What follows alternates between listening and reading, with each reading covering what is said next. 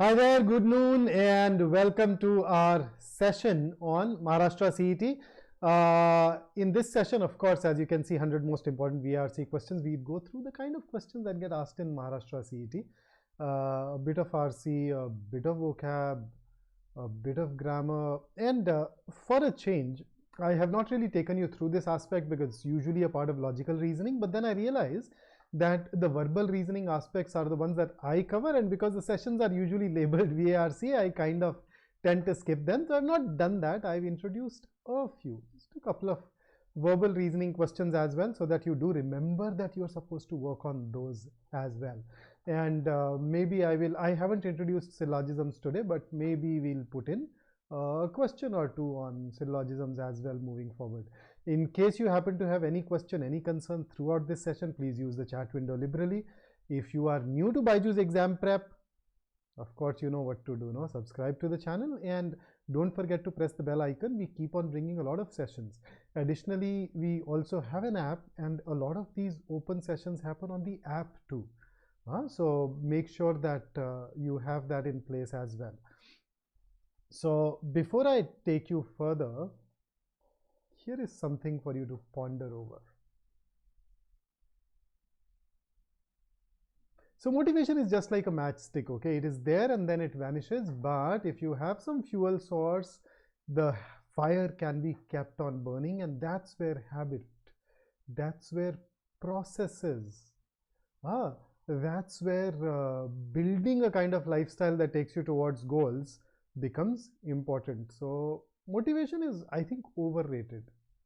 It is there. If it is there, it's great, it helps, but then habits are that actually separate champions from everyone else. So with that, let's dive into our overview, since it is the first VARC session. So the tentative dates for the exam are 9th and 10th of March.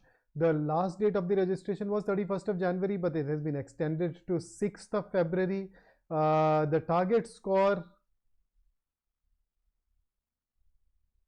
is this, and in order to help you achieve this, we have launched our own crash course, which gives you tons of amazing relevant features that prepare you very well for Maharashtra CET, and all of this comes at a very attractive price tag. In case you want to know more about the fees, the course, your preparation, or for that matter anything else in general, let's say you just want to sit down with one of us and run it through us, or you're not very sure of how your preparation is shaping up and how you need to go ahead and do that, so you can always fill out our CAT counseling form, where we would love to sit down with you one-on-one and take care of your questions, right? So with that, let's move on and talk about rest of the areas. So the exam first, 150 minutes, 200 questions. What's this? Anyhow, then marking scheme, +1, no negative marking, so you know that you're going to attempt all of the sections, all the questions. So you have logical reasoning, you have abstract reasoning, you have quant, and you of course have VA and RC.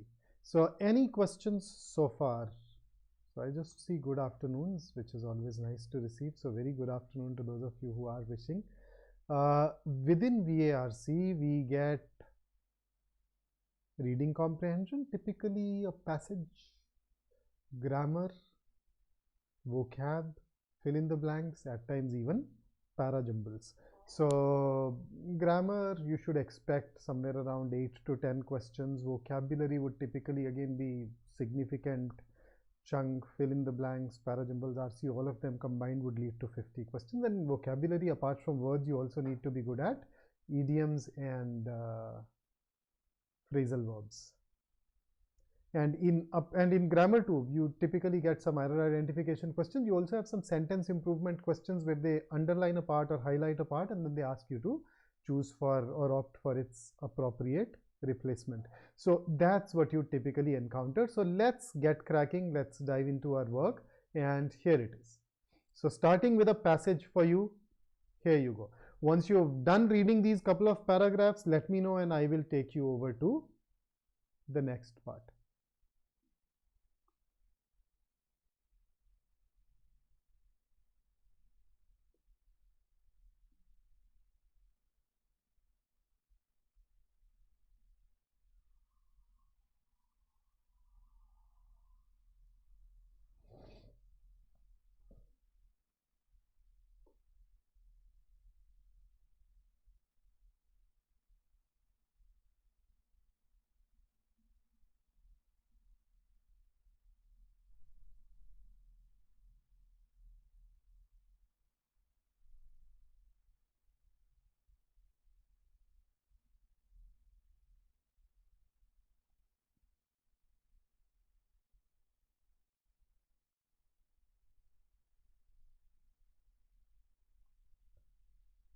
Ready?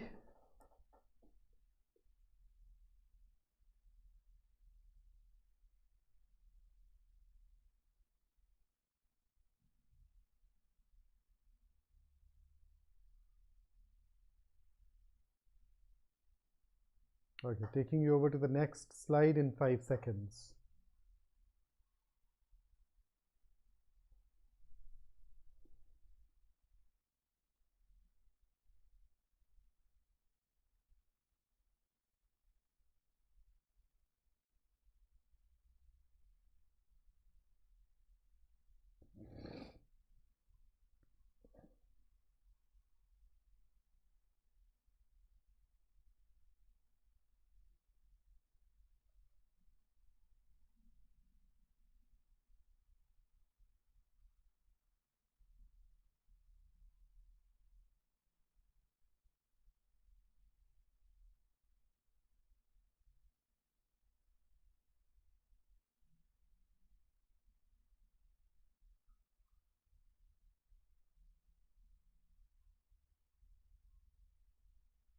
Okay, switching over to the next slide in 5.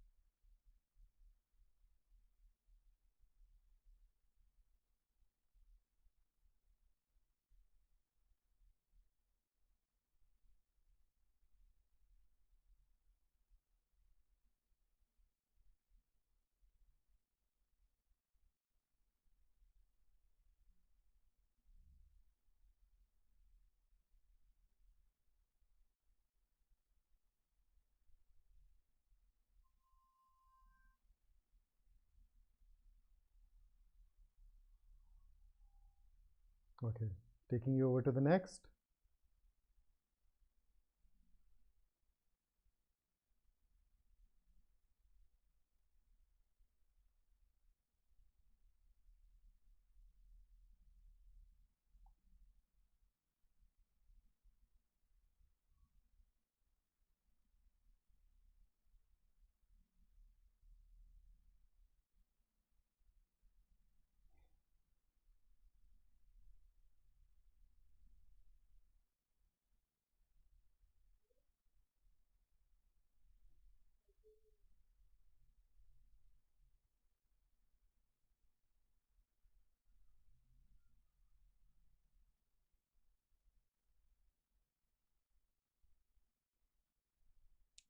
Next in 5.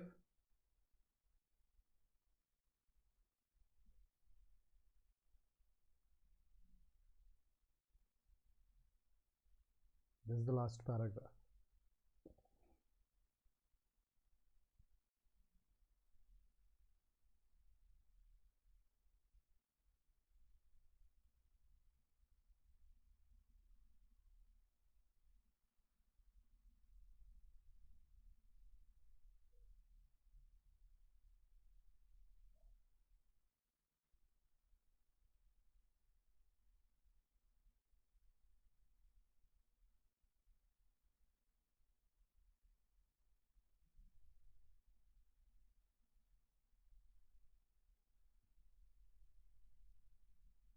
Okay, so with that, the passage is now behind us. Let us move over to our questions. And mind you, the difficulty level in Maharashtra CET when it comes to RC is not very high. So uh, I won't be surprised if you go through the RC and you say that, okay, it was all right. I think the key thing for you is to build up some serious speed while answering these questions and passages. So time is what puts you under pressure there. So here you go. Question number 1. What's your answer?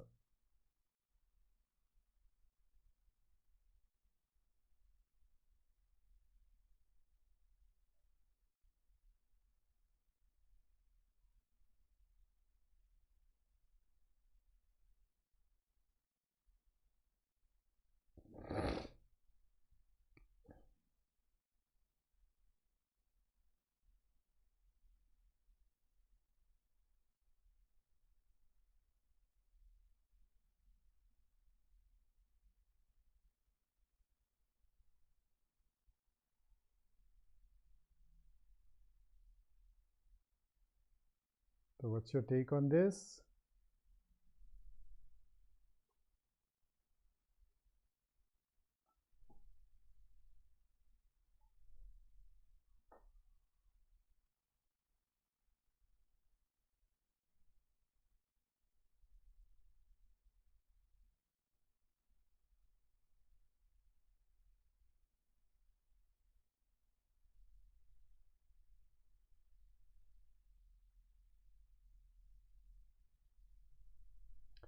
Okay, so if I look at first, this part of first is not given anywhere in the passage. We do not know that President Trump is acting under duress.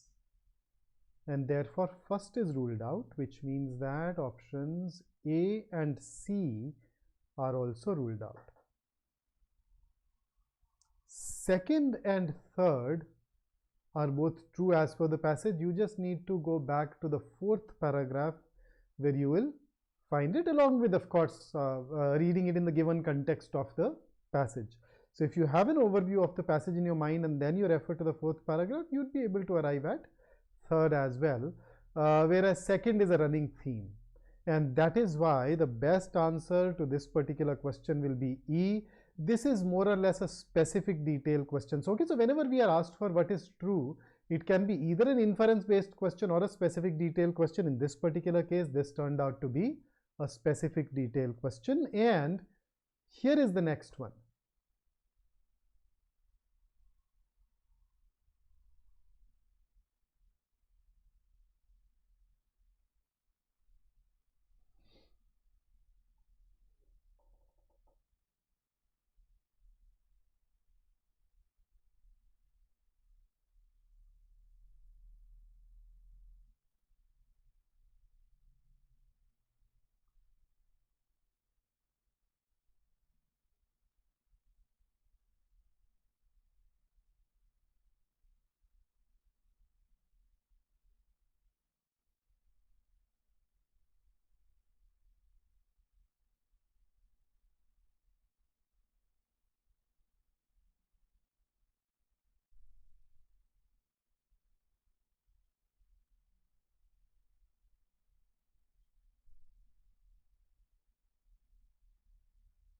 So, what's your take in question number 2? You know, this is an inference based question, which means that you are ideally looking for a conclusion that can be termed true on the basis of the passage, ideally. Okay, so I've seen some of us picking up B. My problem with B is this: every new person, see, even a tourist who comes to the country is a new person. Even somebody who has a valid visa, professional or tourist, whatever, is a new person. So they are basically concerned about undocumented immigrants, not the documented immigrants, not the tourists. And therefore, to say every new person, we can't say. C, we cannot determine greater evil.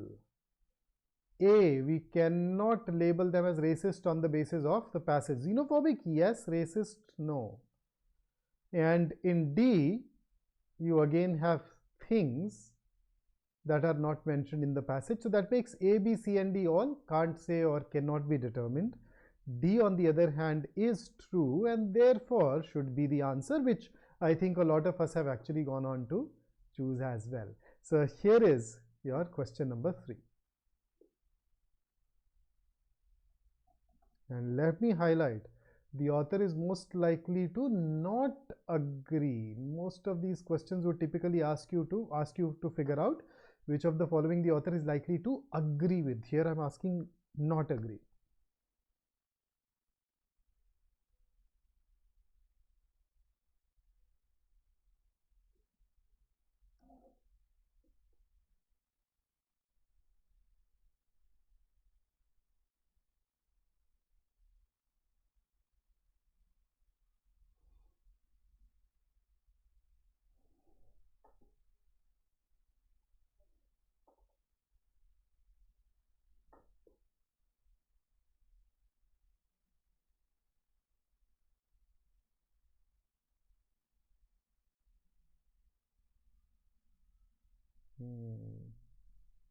Okay.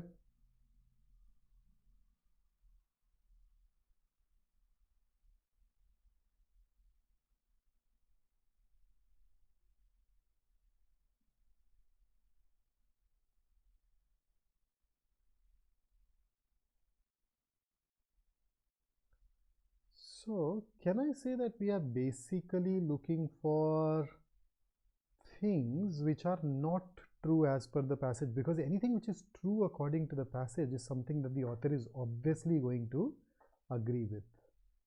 So which of these is not true? So if I look at A, an individual with absolutely no criminal record might still be considered a dangerous criminal. Then yes, remember that last part where we had IC is a fairly recent development. New policy sent a clear and chilling signal: immigrants should be treated as criminals and a national security threat.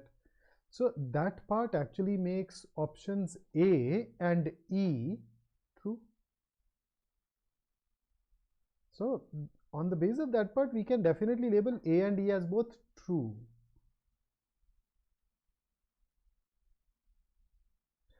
Similarly, there are a couple of places that we can refer to for B and for that matter even D.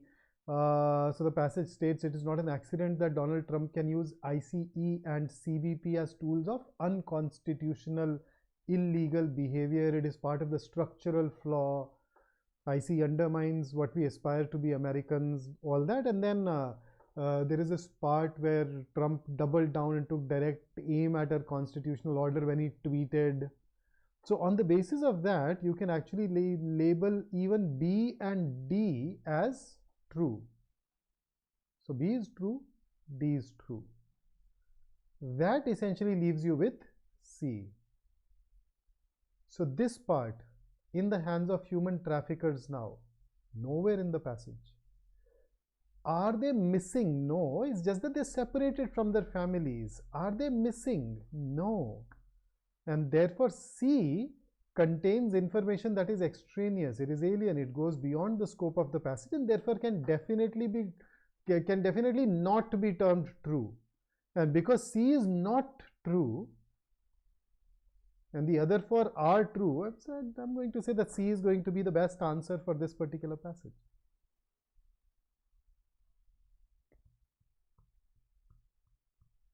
Now, the difficulty level of this question is, I think, relatively higher than what you typically find in Maharashtra CET, but it pays to prepare for the worst. And here is the next one, something which is going to be very much in line with Maharashtra CET in terms of the question type, in terms of the difficulty level. What do you think should the answer be for question number 4?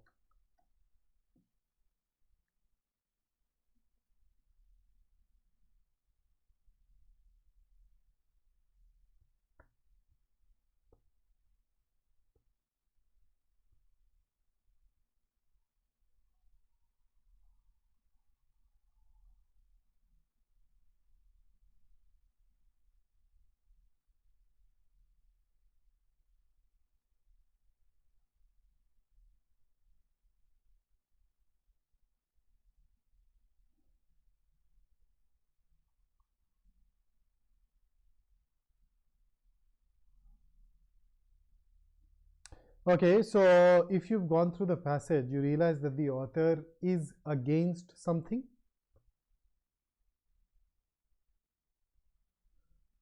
Ameya, I'm assuming you're talking about the previous question. Not only terrorizing, you can actually check whether the author has used the words which are in sync with the tone or not. You can actually go ahead and check. And then at the same time, don't forget to compare it with the right answer where you would have absolutely no information. So at the end of the day, we pick up the best, right? So the author is against something. He's very clearly taken a stance. So C and D are gone. Defensive is when you defend something. Here you are against something. So that's also gone. Dogmatic is when you hold on to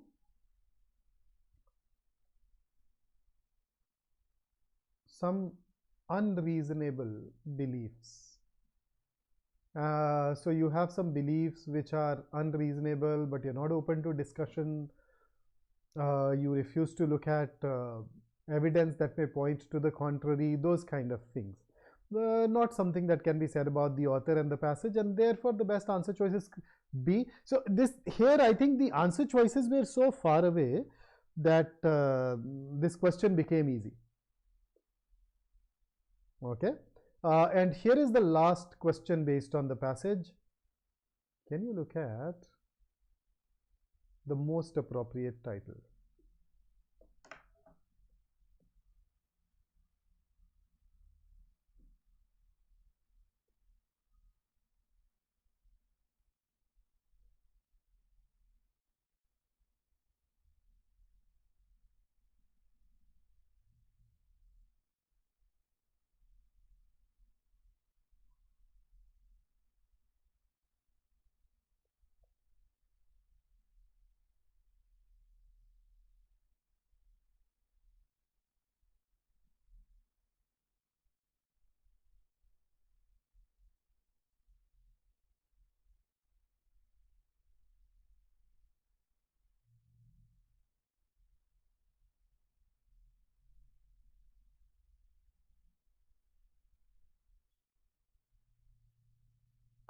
So I would say that there are two answer choices that can be termed close here. And they are options A or E. But then the problem with A is more cruelty. Has the cruelty gone up? They are engaging in cruelty, but has that cruelty increased? So that's something that we struggle to determine, and therefore that will not be in sync with what the passage goes on to say.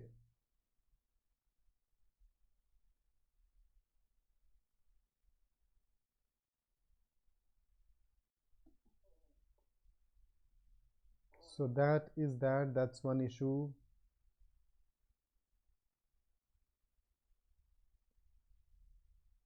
So what is the main idea that the author is trying to say? If you were to capture that main idea, what would that be?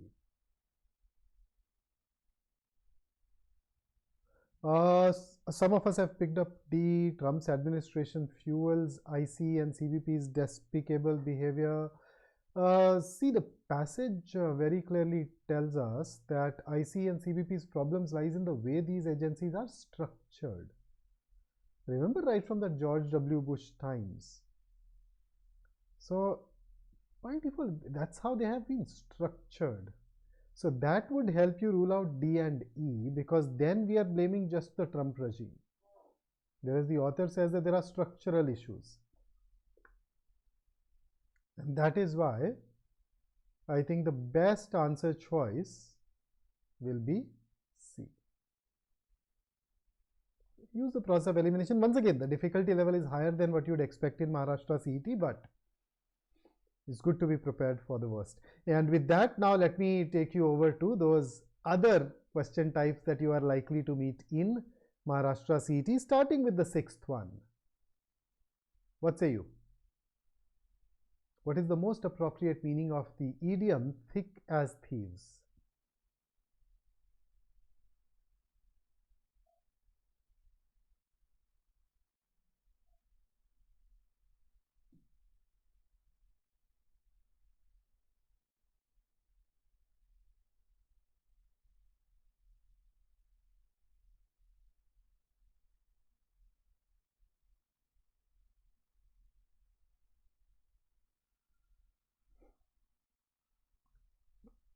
I guess this is going to be easy for quite a few of you who use English rather regularly. It's something that we come across very often in our newspapers, etc. So the correct answer here is A. If two people are thick as thieves, it basically means that they share a very close bond. So they're very intimate, familiar, closely allied. They share everything with each other, right? Okay, so here is the next one for you. Question number 7 on your screen. This time around, there is a phrasal verb for you to work with.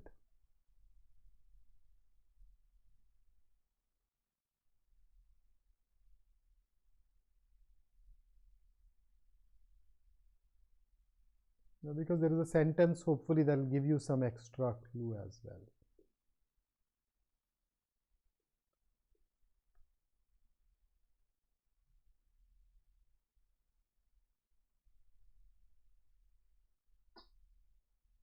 There you go. So the correct answer for question number 7 is option B. So went off is the past form of go off. Go off, has multiple meanings. One of those meanings is where you start to dislike somebody. Okay, to stop liking or being or to stop being interested in someone or something. So for example, I went off burgers after I got food poisoning from the ones that I had at a restaurant. So went off. I went off Amit when he said those dreadful things about my family. So that's how you typically use it. So the correct answer here is option B. And with that, let me give you one more idiom based question, but you will find it a tad bit more challenging. And in order to, okay, so here you go. So there is an idiom that is present in each one of these sentences. One of these sentences uses that idiom correctly. You need to identify which one. In case none of these uses it correctly, please go ahead and mark none of these as your answer. No timer, because it may take you a little longer.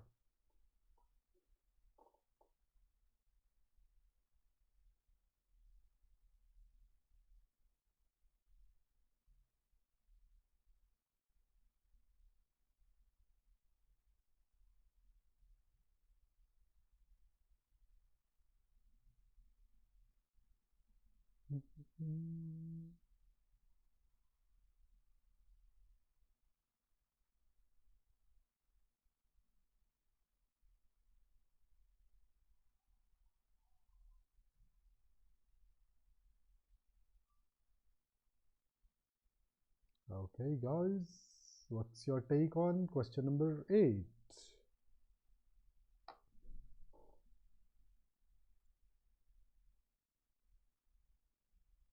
Okay, so to be a monkey's uncle, say I'd be a monkey's uncle is an idiom that is used to express shock, surprise, or just plain incredulity. I won't believe it. Okay, so if I look at option A, monkey's uncle is used as a name of a place.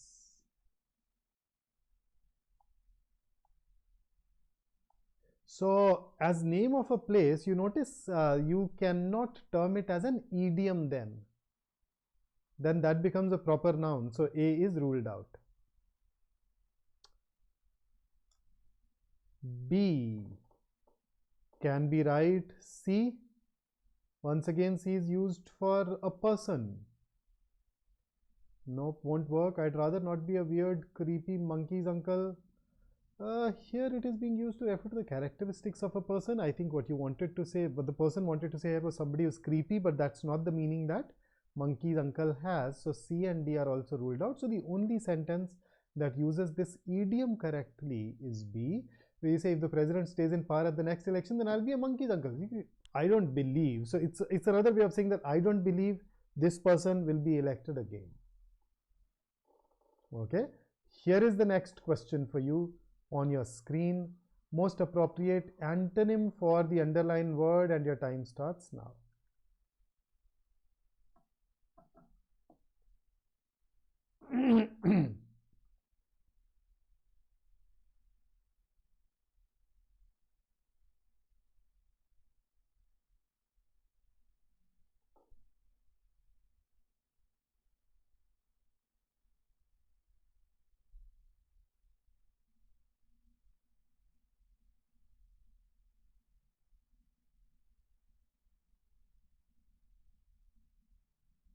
Okay, so indigenous basically means local.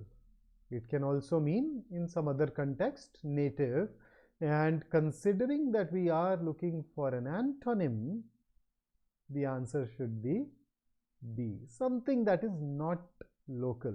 Let's also go through the meaning of the word germane. Germane is a synonym for relevant. Okay. Genuine can go had it been a fill in the blank question, but it has got nothing to do with the meaning of indigenous. Not a synonym, not an antonym, and therefore should be ruled out. Here is the next one. Can you choose the antonym of the underlined word?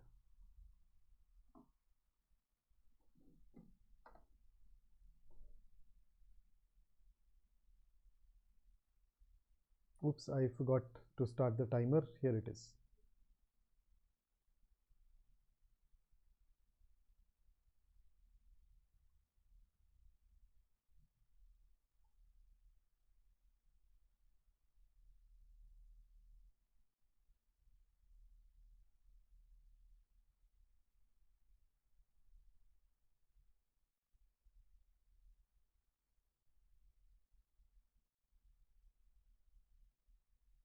Okay, so let us see.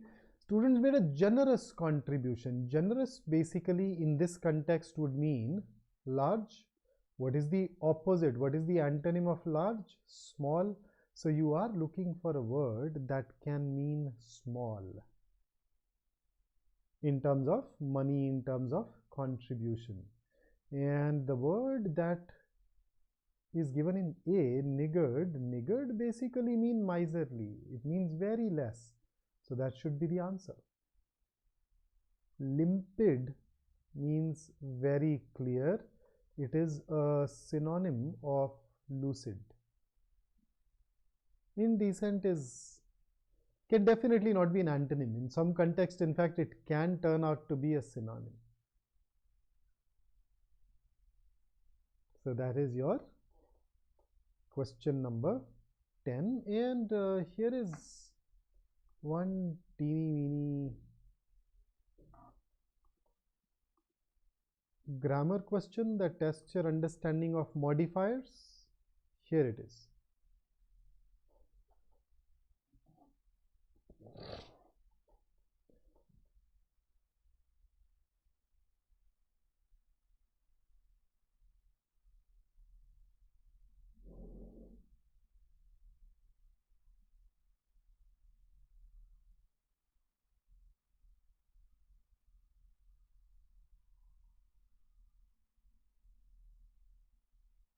Okay, given you a head start, starting the timer now.